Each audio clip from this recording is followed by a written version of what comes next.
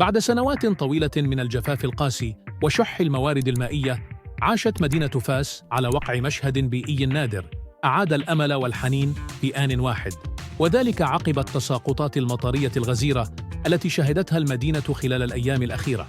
هذه الأمطار الاستثنائية ساهمت في إعادة الحياة إلى وادي الجواهر الواقع بقلب المدينة العتيقة، بعدما ارتفع منسوب مياهه بشكل ملحوظ، وعادت المياه لتجري في مجراه الطبيعي الذي ظل جافاً أو شبه منسي لسنوات.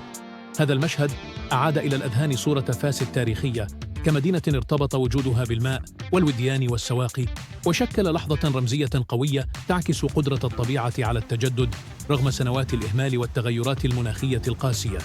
كما استقبل السكان والزوار هذا التحول بارتياح كبير، معتبرين عودة الوادي مؤشراً إيجابياً على تحسن الوضع المائي والبيئي، وفرصة لإعادة التفكير في حماية الموروث الطبيعي للمدينة وتعزيز التوازن البيئي داخل نسيجها العمراني العريق الذي لطالما كان الماء أحد ركائزه الأساسية. وفي هذا السياق شكلت عودة المياه إلى وادي الجواهر فرصة لإحياء النقاش حول أهمية صيانة الأودية الحضرية وحمايتها من التلوث والاعتداءات العمرانية التي طالتها على مر السنين. فقد أبرز هذا الحدث الحاجة الملحة إلى اعتماد مقاربة مستدامة في تدبير الموارد المائية، توازن بين متطلبات التنمية الحضرية والحفاظ على البيئة والتراث الطبيعي،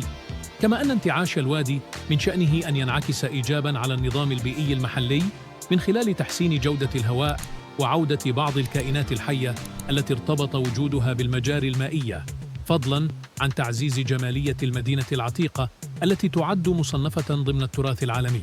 ويأمل متتبعون أن تشكل هذه التساقطات بداية مرحلة جديدة من التعافي البيئي، وأن تواكبها برامج تأهيل حقيقية تضمن استمرارية هذا المشهد، حتى لا تبقى عودة الوادي مجرد لحظة عابرة، بل مدخلاً لإعادة الاعتبار للماء كعنصر أساسي في هوية فاس التاريخية وحياتها اليومية. ومن جهة أخرى، أعادت هذه التحولات الطبيعية إلى الواجهة الذاكرة الجماعية لأهل فاس الذين ارتبطت حياتهم اليومية عبر التاريخ بوادي الجواهر وبالسواقي التي كانت تغذي الدور العتيقة والحمامات التقليدية والحدائق الداخلية. فقد شكلت المياه على الدوام عنصراً محورياً في تخطيط المدينة وفي ازدهار أنشطتها الحرفية والتجارية، وهو ما يجعل عودة الجريان اليوم ذات دلالة رمزية عميقة تتجاوز بعدها الطبيعي.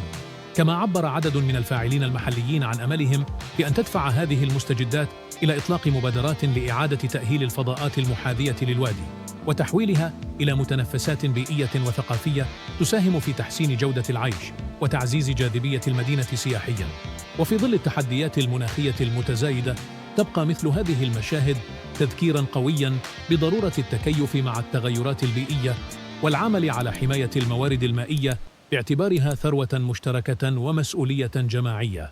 تضمن استمرارية الحياة وتحفظ للمدينة العتيقة روحها وأصالتها عبر الأجيال.